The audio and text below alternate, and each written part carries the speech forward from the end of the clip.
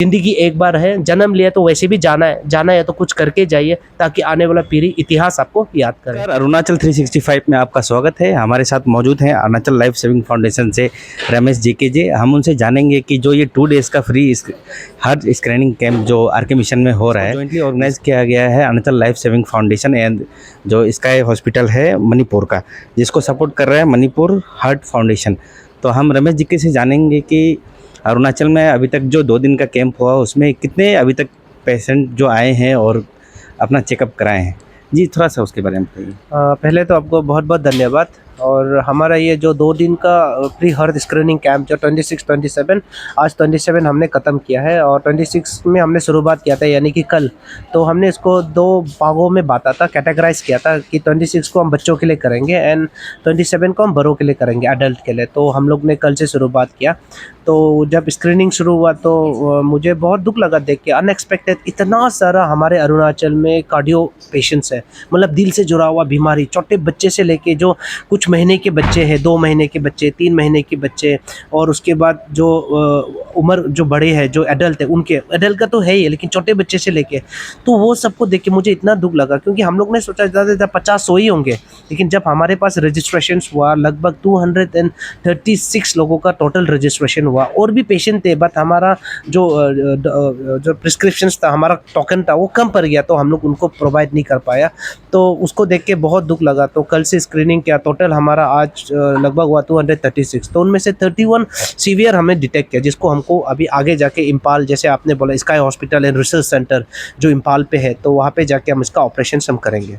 अच्छा, जैसे कि देखा गया है कि अरुणाचल में कैंसर तो है ही, काफ़ी मतलब ज़्यादा है कैंसर का केसेस भी। और जिस तरह से आपने ये 2 दिन का जो कैंप कराया, 2 दिन में आपने देखा कि हार्ट पेशेंट का भी केसेस काफ़ी ज़्यादा उभर के आ रहा है, क्योंकि अभी तो आपने सिर्फ कैपिटल कॉम्प्लेक्स में ही कराया है। तो आपको क्या लगता है कि आप लोग अलग डिस्ट्रिक्ट में कराएंगे तो केसेस और राइज होने के चांसेस है? हाँ, नहीं, डेफ़िनेटली वही सोच के मैं बहुत हैरान हूँ, दुःख भी हूँ कि अगर सिर्फ आईसीआर में इतना केसेस हमको मिल सकते हैं हार्ट डिजीज़, तो सोचिए कि पूरे अरुणाचल में कितना होगा। हमारा 14 लाख पॉपुलेशंस में और कितने ऐसे होंगे जिसको हार्ट का डिजीज़ है, जिसको कहाँ जाना है पता ही नहीं है, जिसके अवेयर ही नहीं है कि हमको क्या ट्रीटमेंट लेना है, और ऐसे कितने लोग होगा। मैं तो कल से यही सोच के मुझे इतना दुःख लग रहा है, इसलिए मैंने बहुत सारे मीडियाज़ में भी मैंने कहा है, मैं आपके माध्यम से भी सरकार को मैं डेफ़िनेटली मैं अपील करूँगा। जैसे हमारे ट्रिम्स मेडिकल कॉलेज में कार्डियो डिपार्टमेंट है, आप कोशिश कीजिए कि हमारे कार्डियो डिपार्टमेंट में आप पीडिया कार्डियोलॉजिस्ट भी लेके आए, बच्चों का दिल का डॉक्टर भी लेके आए, आप कार्डियो सर्जन भी लेके आए, ताकि हमारे जिसको भी ओपन सर्जरी करना है वो बाहर ना जाए, हमारे ही स्टेट में वो ट्रिम्स में जाके उसका ओपन सर्जरी हो पाए। हमारे जो छोटे-छोटे बच्चे हैं, जो 1 महीने की, 2 महीने के बच्चे हैं, 1 साल के, 2 साल के बच्चे हैं, वो बाहर ना जाए, हमारे ही ट्रिम्स में उसको कार्डियो जो बच्चों की डॉक्टर है वो देख ले, उनको बेहतर ट्रीटमेंट दे। ये ज़रूर मैं आपके माध्यम से मैं सरकार को अपील करना चाहूँगा।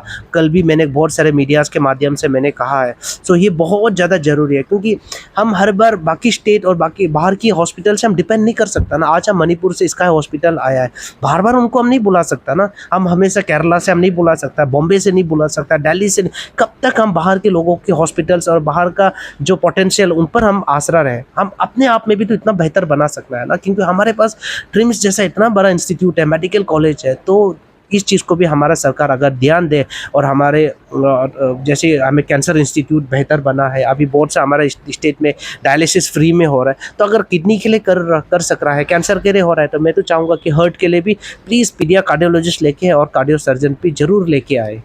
अच्छा, जो ये आप लोग का जो 2 दिन का जो कैंप चल रहा है, इसमें देखा गया कि 200 करीब आया, और जिसमें से 30 का जो थोड़ा सीवियर वो है, जिसको आगे आप लोग भेजने का प्लान कर रहे हैं। तो इसके लिए जो ये इसका है जो हॉस्पिटल और रिसर्च सेंटर जो है और जिसको सपोर्ट कर रहा है मणिपुर हार्ट फाउंडेशन, उनको आप स्टेट की तरफ से क्या कहना चाहिए, क्योंकि काफ़ी दूर से वो भी आया है, उनको आप क्या कहना चाहिए? नहीं, डेफ़िनेटली मैं sky hospital and research centre और मणिपुर हार्ट फाउंडेशंस को मैं अरुणाचल की सारी जनता और अरुणाचल सरकार के बिहाफ में मैं धन्यवाद ज़रूर देना चाहूँगा, क्योंकि मैं एक बताना चाहता हूँ कि इन लोग अपने खर्चे पे आया।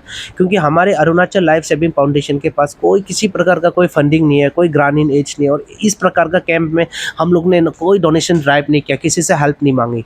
तो ये स्काई हॉस्पिटल खुद की खर्चे में इम्फाल से डिब्रूगढ़ फ्लाइट में आना, डिब्रूगढ़ से फिर ईटानगर टैक्सी में आना, फिर 2 दिन का कार्यक्रम करना, फिर ये कल लौट के जाएंगे, फिर फ्लाइट टिकट करेंगे, खुद का खर्चा में यहाँ आके हमारे लोगों के लिए ये प्रोग्राम करना। और उससे बड़ी बात है कि हमारे लोगों को स्काई हॉस्पिटल मुफ्त में इलाज करेंगे, मुफ्त में उसका ऑपरेशन करेंगे, इसके लिए तो शब्द नहीं है, मैं शब्दहीन, स्पीचलेस हूँ, कितना भी थैंक्स बोलो ना ये बहुत कम है।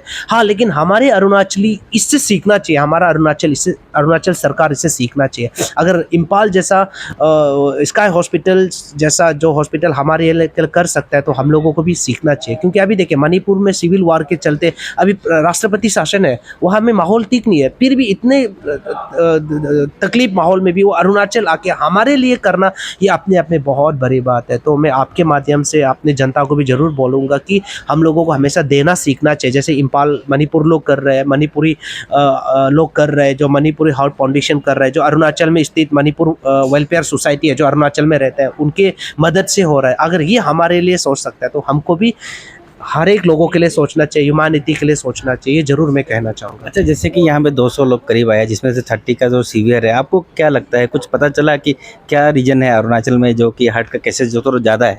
नहीं, इसमें दो चीज़ है कि एक तो देखिए जेनेटिक होता है, जैसे कि कुछ बच्चे न्यू बॉर्न बेबीज़ कभी कल डिटेक्ट हुआ, जैसे कि मैंने बोला कि 1 महीने के बच्चे, 2 महीने के बच्चे, कुछ होते हैं कि जेनेटिकली बाय बर्थ उनको उसका हार्ट में होल होता है, दिल में छेद होता है, इन्फेक्शन होता है, कुछ बाय बर्थ होता है, बट जेनेटिकली होता है। बट कुछ चीज़ होता है कि जो हमारे खान पान से, हमारा रहन सहन से, तो बहुत ज़रूरी है कि हम क्या कर रहा है, क्या पी रहा है, ये हमको, मेरा हैबिट ना डे लाइफ का, मेरा हैबिट हमको डिपेंड करता है हम अपना हेल्थ को कैसे बेहतर रख सकते हैं।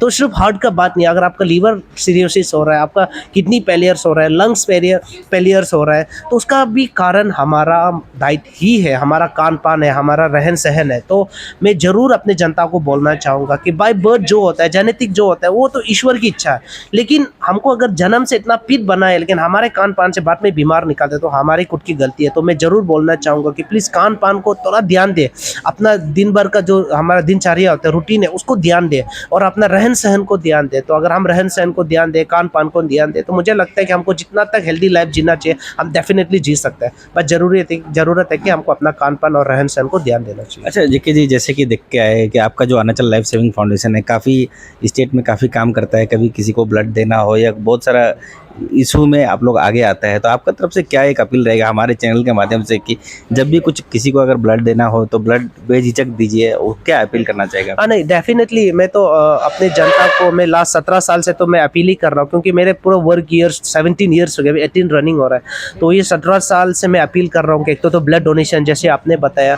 कि लोगों को ये समझना पड़ेगा कि ब्लड बनाने का कोई मैकेनिज्म्स नहीं है। ये दुनिया में जब तक इंसान जन्म लेते रहेंगे तो ब्लड का रिक्वायरमेंट होता रहेगा, और ब्लड बनाने का मैकेनिज्म नहीं है, ब्लड का दूसरा कॉपी नहीं है, तो ऑब्वियसली आपको और हमको ही डोनेट करना पड़ेगा, उसका कोई ऑप्शन ही नहीं है।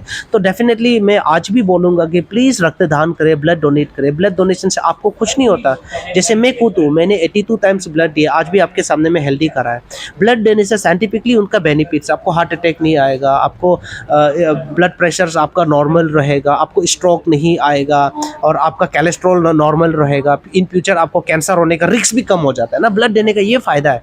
तो मैं ज़रूर बोलूँगा कि प्लीज़ ब्लड डोनेट करें, क्योंकि लाइफ देना ना ये ईश्वरीय, मतलब भगवान का काम होता है। अगर आप लाइफ ब्लड डोनेट करके किसी का ज़िंदगी बचाने का वजह बन रहा है, मुझे लगता है बनना चाहिए। और वैसे भी आपका एक रक्तदान 3 जीवन दान देता है, मतलब आपका एक डोनेशन से 3 लोगों का ज़िंदगी बचाता है। तो सर प्लीज़ ब्लड डोनेट कीजिए। साल में आप 4 बार आराम से डोनेट कर सकता है। 1 डोनेशन का बाद 90 डेज़ आपको गैप लेना, यानी 3 महीना गैप लेना होता है, उसके बाद आप डोनेट कर सकते हो। तो प्लीज़ रक्तदान करें।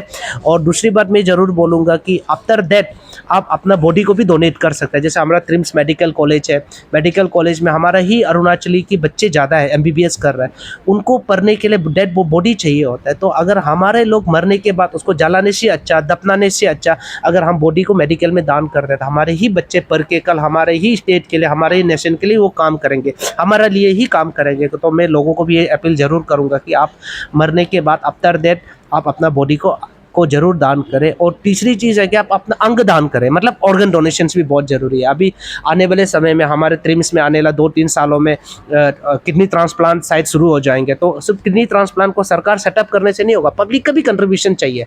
सरकार तो कर देता है, लेकिन जब तक पब्लिक हेल्प नहीं करेंगे, कंट्रीब्यूशन नहीं करेंगे, तब तक एग्जीक्यूशन नहीं हो सकता।